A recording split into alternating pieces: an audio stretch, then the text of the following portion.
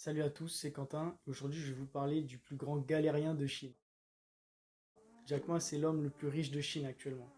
Mais avant d'en arriver là, le chemin a été très très long. Il faut savoir que Jack Ma, il est passé en quelques décennies d'interprète en anglais à fondateur du plus gros site de e-commerce chinois actuellement. Il a eu que des galères. Il a jamais rien eu du premier coup. C'est ce qui fait sa force en fait. Ce mec, il a fait des échecs, une force et une motivation qui l'a poussé à atteindre ses objectifs et aujourd'hui c'est l'homme le plus riche de Chine. Donc pour moi c'est un exemple incroyable d'un businessman qui a rien lâché. Quand il était petit, comme ça sur un coup de tête, il a décidé d'apprendre à parler anglais. Du coup il ne s'est pas simplement arrêté au fait de bien travailler à l'école et d'apprendre ses leçons comme ça. Il est devenu bénévole dans les hôtels à côté de chez lui pour guider les touristes et du coup pratiquer son anglais et le développer. Non seulement il s'est amélioré en anglais, mais en plus de ça, il a travaillé son ouverture d'esprit. À l'école, il était juste mauvais en fait. Il était pas bon. Il a dû passer 3 fois son bac pour l'avoir, enfin l'équivalent chinois du coup. Après ça, et du coup, il a eu plein de petits jobs, mais il a jamais été pris nulle part. Par exemple, il y a une histoire qu'il raconte tout le temps, un entretien pour KFC. 24 personnes qui se sont présentées et il y en a 23 qui ont été prises. Devinez quoi, le seul qui n'a pas été pris, c'était lui. Il a racheté une partie de KFC en Chine, donc il a pris sa revanche sur la vie, quoi. Pour venir du coup à sa rencontre avec Internet, quand il était interprète pour des entreprises et des gens comme ça, il a dû faire un voyage aux États-Unis. Il a été confronté à un ordinateur et à un accès à Internet. Donc lui, c'était la première fois qu'il découvrait Internet.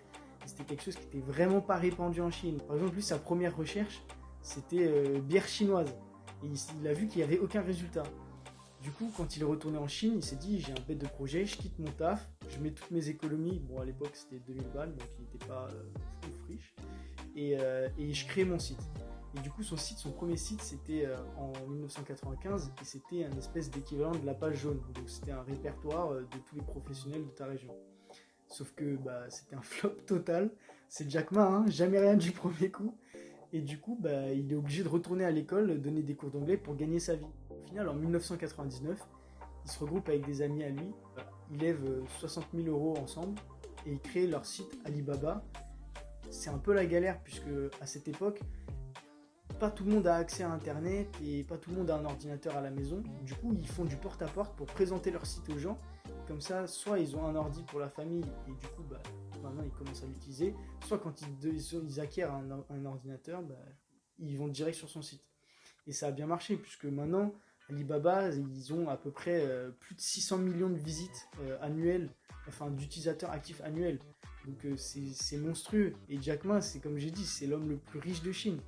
Donc je trouve que c'est un exemple de persévérance, Jack Ma. Une philosophie de vie qu'il a dit que je trouve hyper intéressante, que je vais vous partager. Il a dit, avant 20 ans, sois un bon élève à l'école. Avant 30 ans, ce qui est important, c'est pas l'entreprise dans laquelle tu travailles, c'est le patron que tu suis. De 30 à 40 ans, il faut que tu te poses la question, honnêtement, est-ce que tu veux travailler pour toi ou est-ce que tu veux continuer à travailler pour quelqu'un d'autre? C'est un choix personnel et ça regarde que chacun d'entre nous. 40 ans à 50 ans, il faut que tu fasses les choses dans lesquelles tu es bon. Donc tu te concentres sur tes forces. Ensuite, de 50 ans à 60 ans, il faut que tu travailles pour les jeunes, que tu aides les jeunes à se développer. Et après, à partir de 60 ans, tu as le droit de kiffer ta vie et bronzer, etc. Du coup, c'était la leçon de vie de Jack.